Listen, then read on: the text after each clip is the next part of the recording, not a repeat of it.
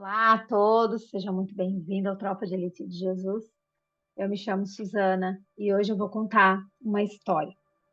Mas para a gente entender, né, para a gente entrar no contexto, a gente vai aqui relembrar um pouco antes do tempo da história. Então a gente começa lá em Abraão, Isaac e Jacó, ok? Família de Jacó vai para o Egito, passam lá aqueles anos, né? O povo de Deus estava escravizado, sofrendo no Egito, mais de 400 anos estiveram ali, né? Então Deus ele envia Moisés para livrá-los do cativeiro. E aí esse povo ele passa pelo deserto, né? Mas por conta da sua rebeldia e insubordinação, eles permanecem ali por 40 anos. E a gente sabe que 40 dias era suficiente. Depois da morte de Moisés, Josué então assume a liderança desse povo e finalmente eles conquistam a terra prometida. As tribos elas começaram a tomar posse ali das terras, dividi-las, né? E eles saíram para ocupar essas terras, cada um conforme a sua herança. A Bíblia diz que o povo prestou culto ao Senhor durante toda a vida de Josué. Aquela geração viu os grandes feitos que o Senhor tinha realizado em favor deles. Josué então morre, e aí durante essas conquistas territoriais, o povo de Deus, ao invés de fazer exatamente como o Senhor havia ordenado, né, que era tomar posse da terra, sem fazer qualquer acordo ou aliança com os povos que viviam lá, né, porque o que eles tinham que fazer? Eles deveriam destruir todos, destruir os altares, os postos de idolatria e se apossar das terras. Mas o povo de Deus começou a fazer o quê? Deixaram os cananeus viver entre eles, né? Submetiam ali esses povos a trabalhos forçados, escravizavam eles e esse povo continuou vivendo no meio deles. E no que isso resultou lá na frente? Na desgraça total do povo de Deus, né? Não pode misturar. Por quê? Porque os crentes, eles começaram a se misturar com os outros, passaram a ser influenciados pelos povos pagãos. Então, ao invés de influenciar, eles passaram a ser influenciados. Como em toda a história e durante toda a história do povo de Deus, né? Isso se repete. Eles permitiam a adoração pagã, porque o que importa é o amor, né? E aí davam-se em casamento com aquelas mulheres.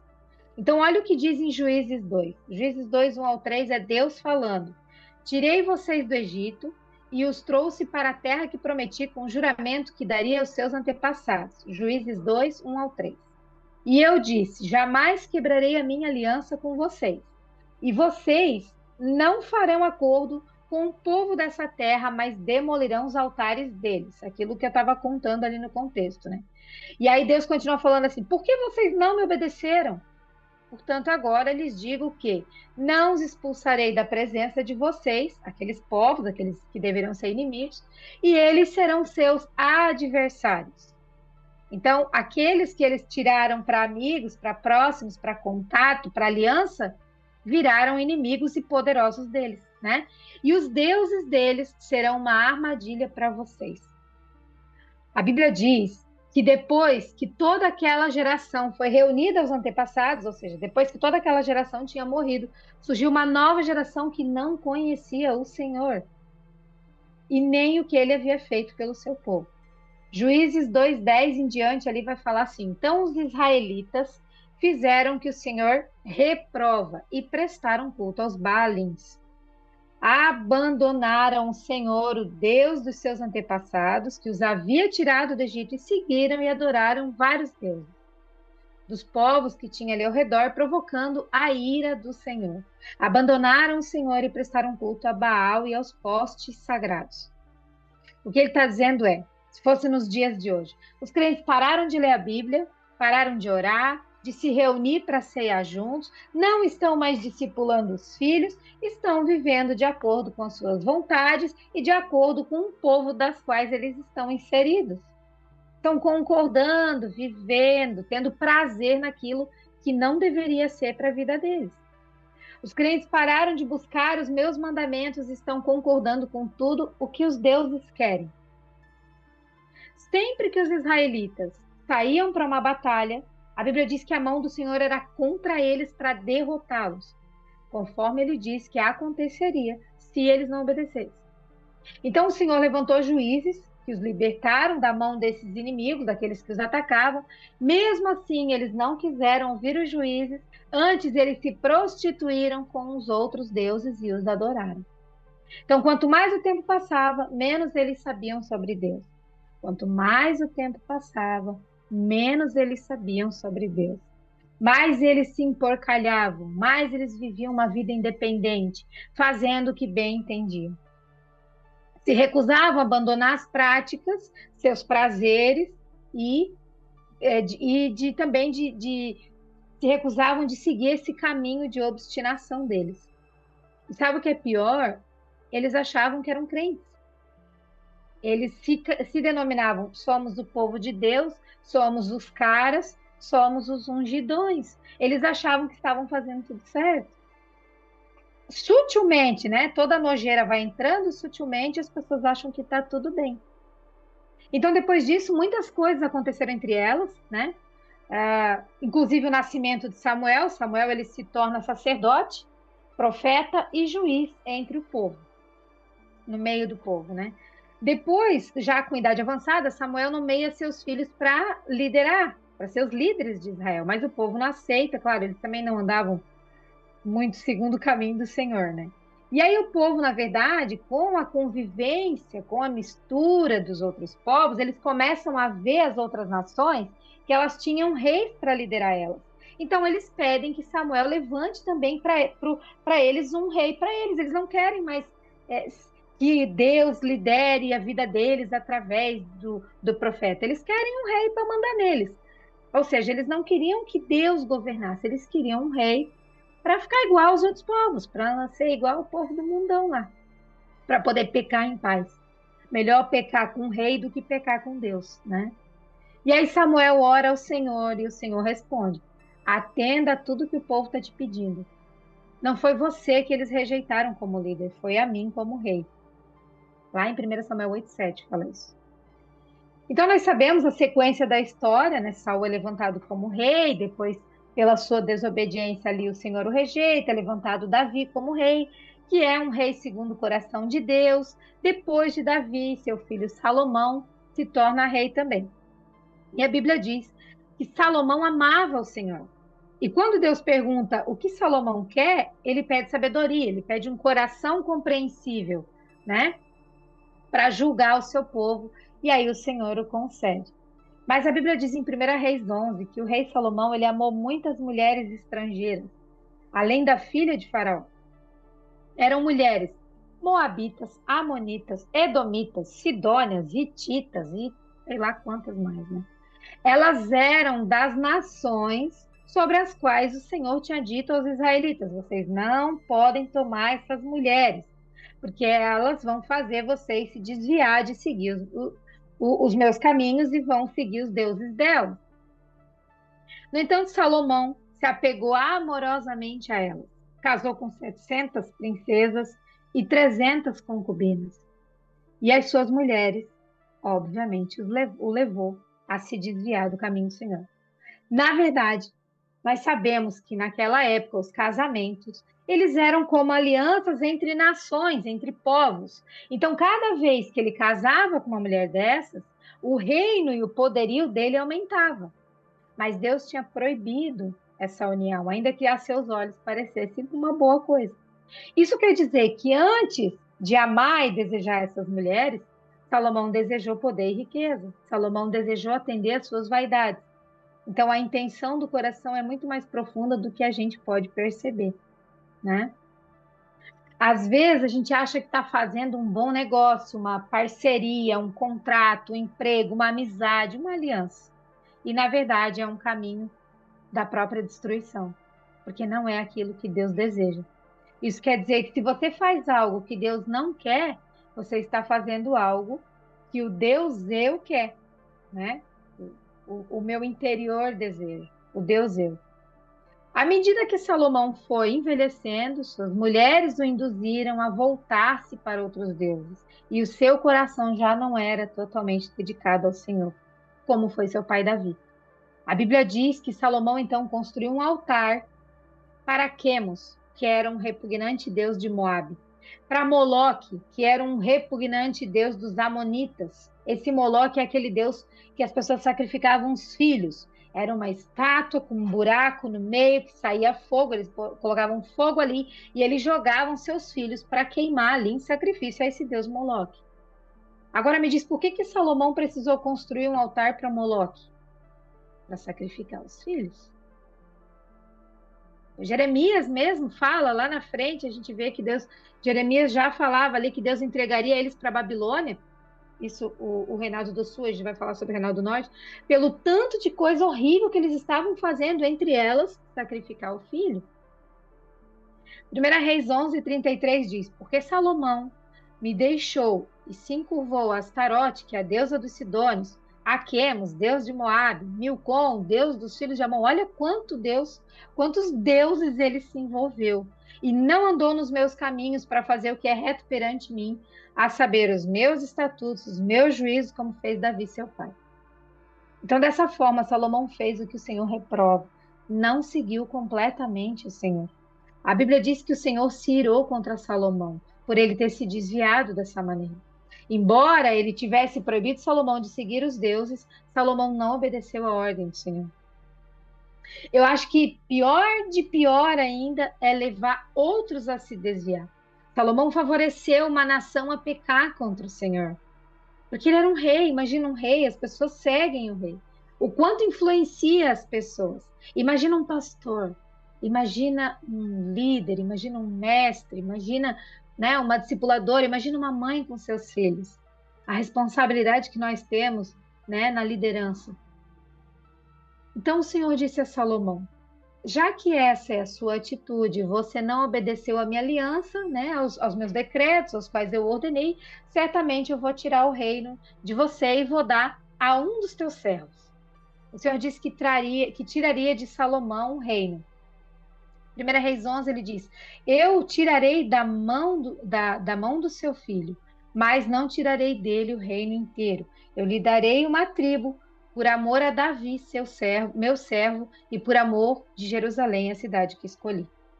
Então, na morte de Salomão, seu filho Roboão assume o trono, e aí, após isso, né, as tribos, elas ficam ali divididas. Primeiro o povo, na verdade, vai até Roboão e pede para ele aliviar a dura servidão que o povo tinha, que desde Salomão já estava sobre eles.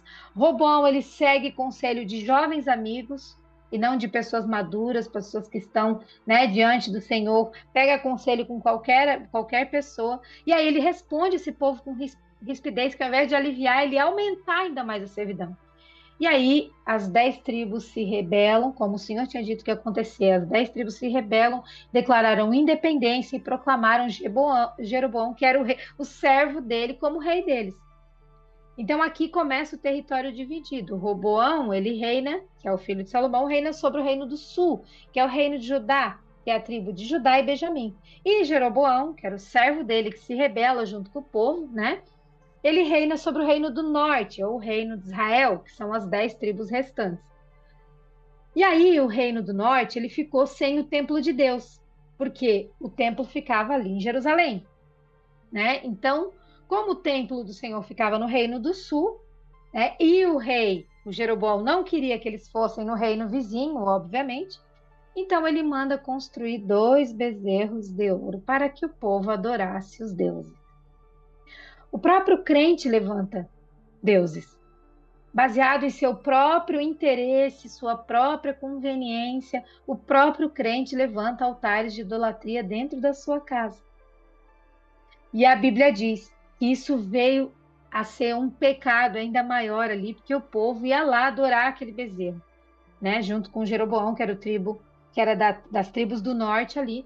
Ele construiu altares idólatras e designou sacerdotes ainda, fora do padrão de Deus, no meio daqueles crentes ali, para os altares idólatras. 1 Reis 12 fala sobre isso. Jeroboão, ele faz coisas segundo a sua vontade, não segundo a ordenança do Senhor. Ele queria estar bem. Roboão, filho de Salomão, foi rei de Judá. E o reino de Judá também fez o que o Senhor reprova. Também construíram para si altares idólatras, colunas sagradas e postes sagrados. Sobre todos os montes e debaixo de todas as árvores do Reino do Sul tinham altares e sacrifícios para deuses pagãos. A Bíblia diz que tinha inclusive prostitutos cultuais. O povo se envolvia em todas as práticas detestáveis das nações que o Senhor havia expulsado de diante dos israelitas.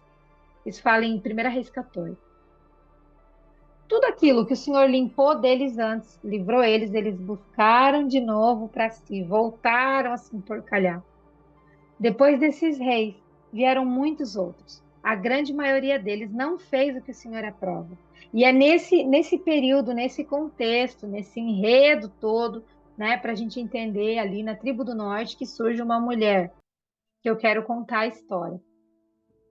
Essa mulher era uma prostituta, provavelmente uma prostituta cultual, segundo o que a gente tem observado nas escrituras.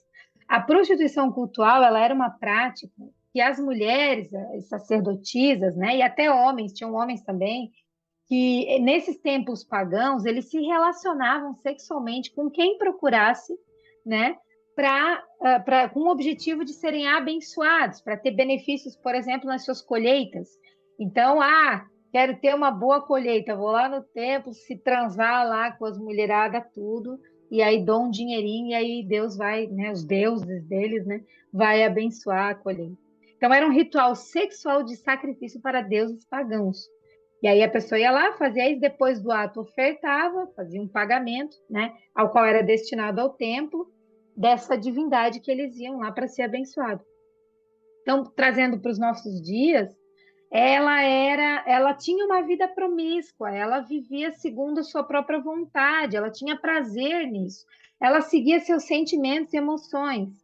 Ela se preocupava com dinheiro, poder, sucesso, chamar atenção, ela queria ser desejada, ela queria fazer o que lhe agradava.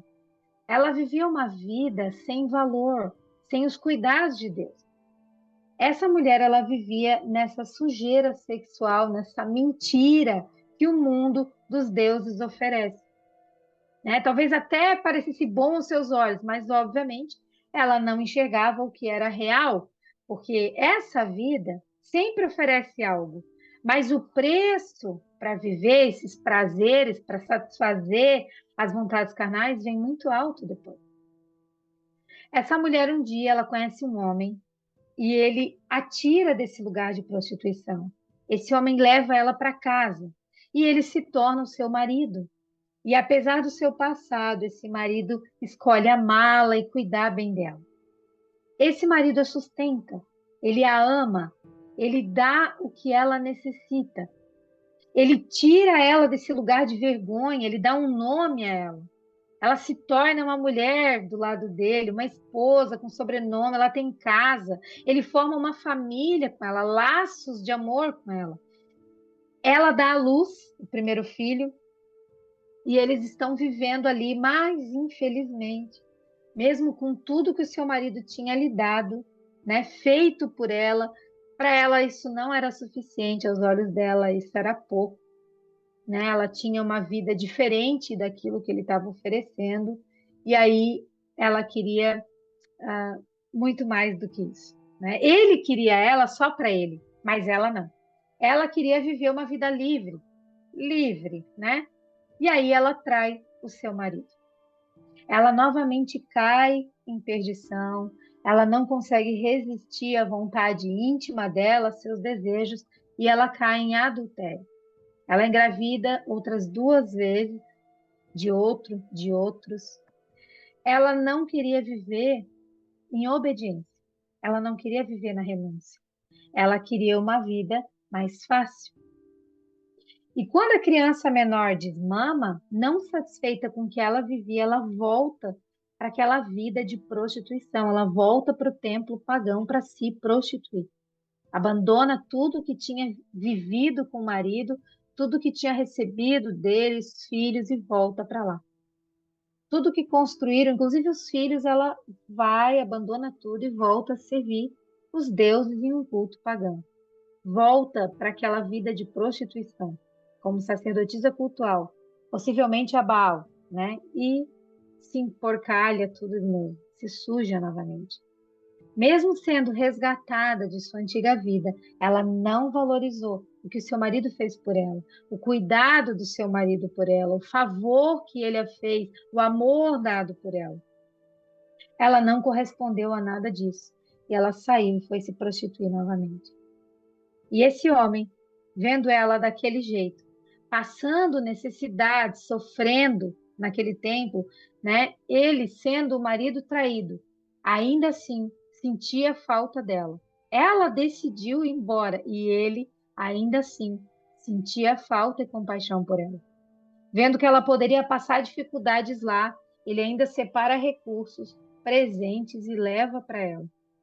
Mas ela o rejeita ainda mais e dedica tudo que ganhou dele, todos os seus recursos, né, os presentes que ela recebeu dele, aos amantes. Esse marido, mais uma vez, é humilhado, abandonado por ela, ofendido e envergonhado pelas atitudes dela. E ela não percebe o charco de lodo em que se enfiou.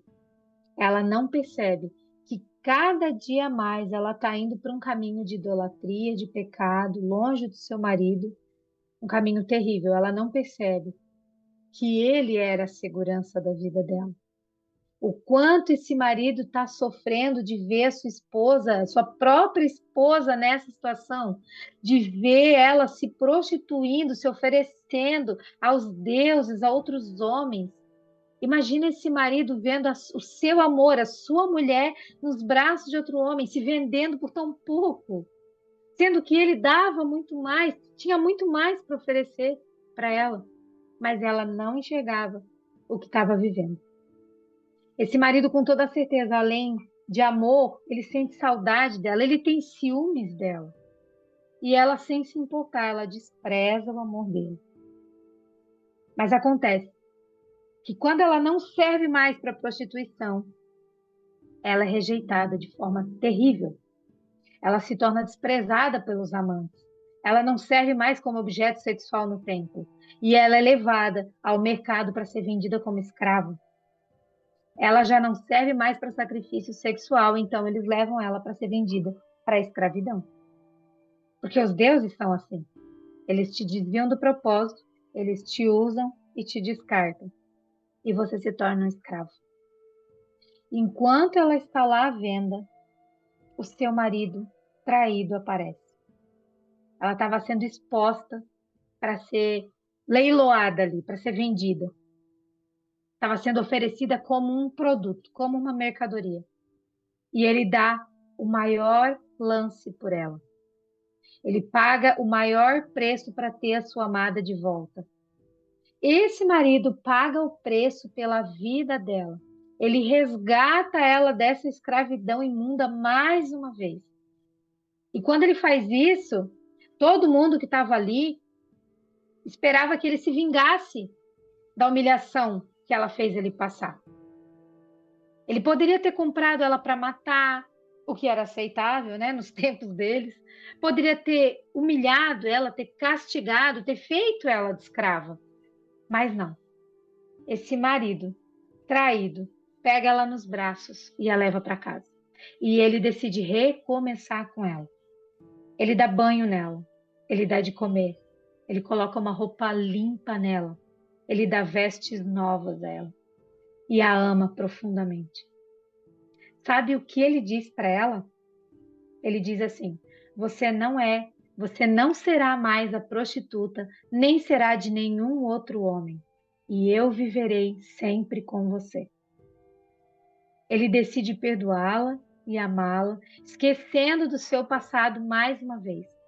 E ele diz que vai cuidar dela com justiça e amor, que vai estar sempre com ela e nunca vai abandoná-la. Ele decide restaurar a vida dessa mulher, iniciar uma nova história de fidelidade, amor e respeito com ela. Que marido é esse? Que marido é esse? Que mulher terrível e obstinada é essa? Quem é essa mulher? Quem é essa mulher? Essa mulher é você. Essa mulher somos nós, que tantas vezes não levamos em conta o que o nosso amado fez e faz conosco. nos resgatando da imundície, nos aceitando para uma aliança com Ele, nos amando, dando uma nova família, nos limpando, dando novas vestes, nos sustentando em tudo, nos guardando, nos protegendo. Mas rapidamente nós nos esquecemos do que Deus faz por nós e nos voltamos àquele lugar de prostituição, de idolatria, de prazeres. Nos corrompemos por qualquer valor, satisfazendo os prazeres da nossa carne, da nossa alma, dos nossos sentimentos, das nossas emoções. Essa mulher somos nós, que não aceitamos uma liderança sobre nós. Nós nos rebelamos, nós não abrimos mão da nossa vida pessoal para viver em unidade. Nós não nos esforçamos para mudar. Essa mulher somos nós, que não aceita nada fora da nossa vontade, do nosso jeito, do jeito que a gente deseja. Não aceita mudar. Não renunciamos a nada. Não abandonamos os desejos carnais. Essa mulher somos nós. E apesar de receber o amor e o perdão do amado, não manifestamos amor e perdão aos outros. Somos egoístas e pensamos somente em nós. Qualquer coisa fora da nossa vontade, qualquer não que recebemos, nós abandonamos o nosso marido e traímos o noivo. E esse marido é o Senhor, o Deus que não leva em conta a nossa história, o nosso passado, o Deus que perdoa a nossa infidelidade, a desobediência, o coração endurecido e rebelde. Um Deus que perdoa, que pega nos braços e nos atrai com laços de amor. Deus nos ama, apesar de nós. Nos ama com amor eterno, sacrificial, incondicional. E não pelas virtudes e moral que temos, porque nós não temos nada. Somos pior que essa mulher. Somos falhos. Deus ama apesar de nós, apesar de quem somos. Deus ama porque Ele é o amor. Essa história ela está no livro de Oséias. O povo de Deus estava corrompido, como a gente viu ali no contexto. Com a religião cananeia ali, adoravam a Baal, a outros tantos deuses. Os líderes e reis se corrompiam por mixaria. Incentivavam o povo à idolatria. Sacrificavam seus próprios filhos. E quando os reinos estavam divididos, a palavra do Senhor veio ao profeta Oséias. Deus manda que ele tome como esposa uma mulher prostituta, o profeta. Esse casamento simboliza a prostituição do povo de Deus que está sempre abandonando os caminhos do Senhor e adorando qualquer Deus. Gomer foi a esposa do profeta Oséias. O Senhor fez da história de Gomer uma analogia para a gente aprender, para nos ensinar sobre o seu amor incondicional. A forma que Gomer tratava o seu marido, o profeta Oséias, muito nos ensina a respeito do nosso relacionamento com Deus. Apesar de Gomer ser casada com um homem muito especial, um profeta de Deus, ela vivia na sua ganância, na sua luxúria, adulterando e até abandonando completamente a sua família para viver os seus prazeres. E a gente pode até pensar, mas eu não faço isso, eu não me prostituo com outros deuses.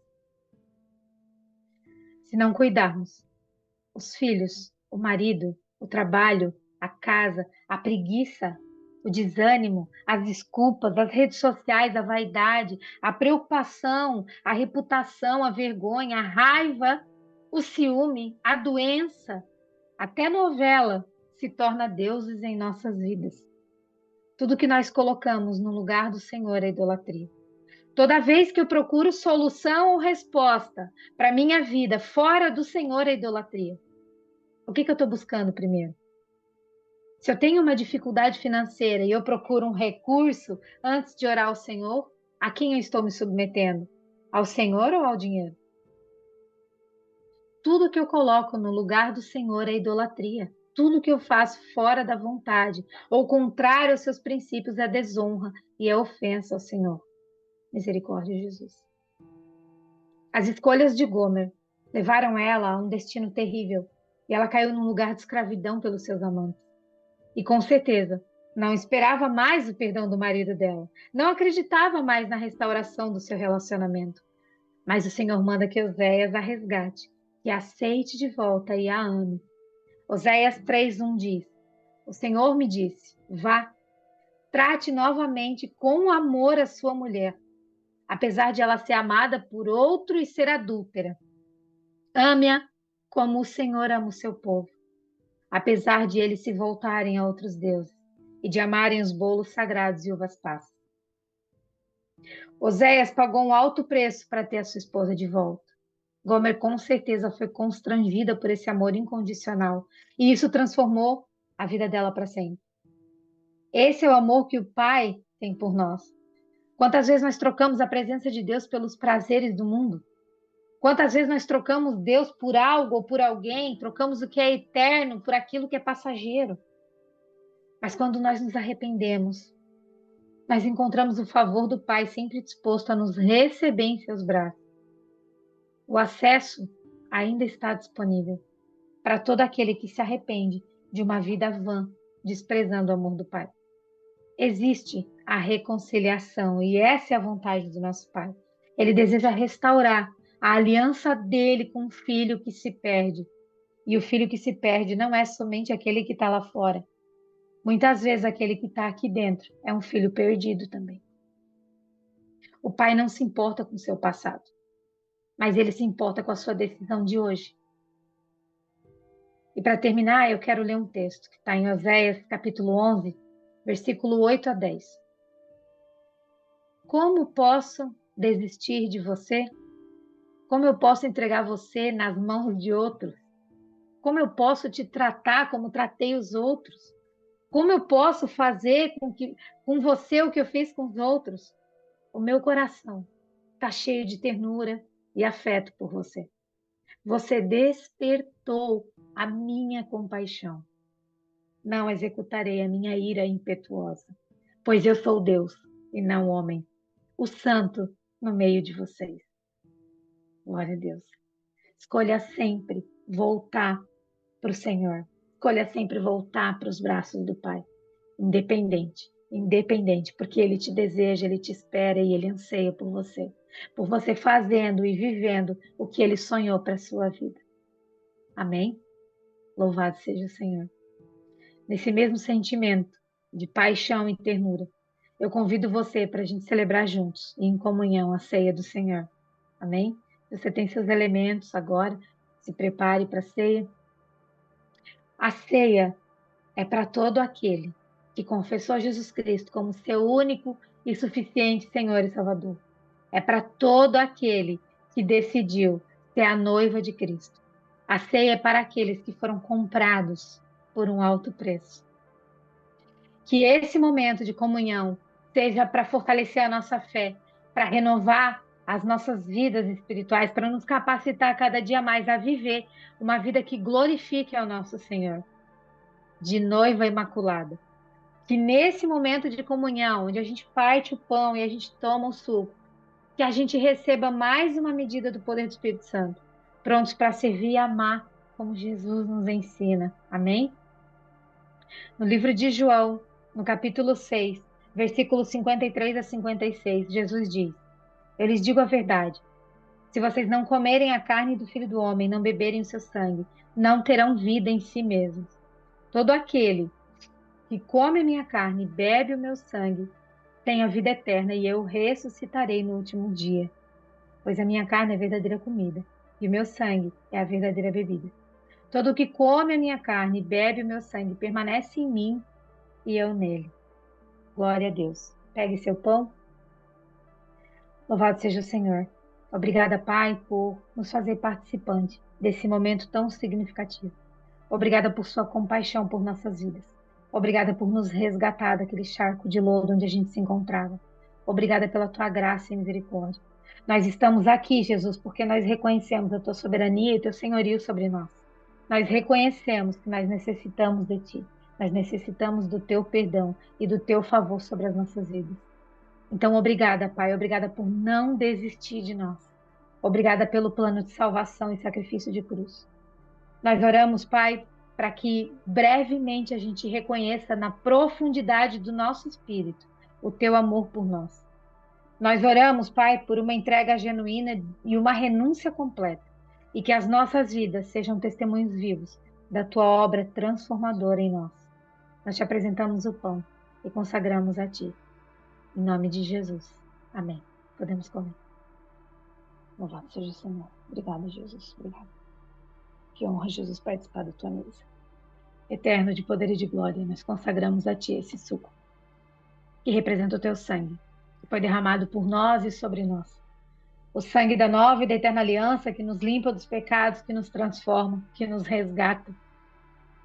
Nos faz viver o Teu extraordinário todos os dias. O sangue que nos cura, nos liberta, nos transforma, transforma a nossa mente, os nossos corações. Esse sangue que nos faz enxergar com as lentes do nosso Cristo.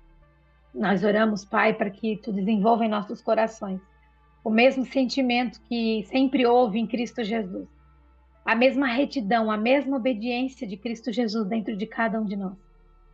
E obrigada, amado Jesus, por nos atrair com cordas de amor para Ti. Obrigada por nos comprar. Obrigada por nos amar. E nós seguiremos anunciando o Teu sacrifício na cruz, a Tua obra redentora, até que o Senhor volte. Aguardamos ansiosos, ávidos pela Tua volta, Jesus. Em nome de Jesus, podemos beber. Glória a Deus.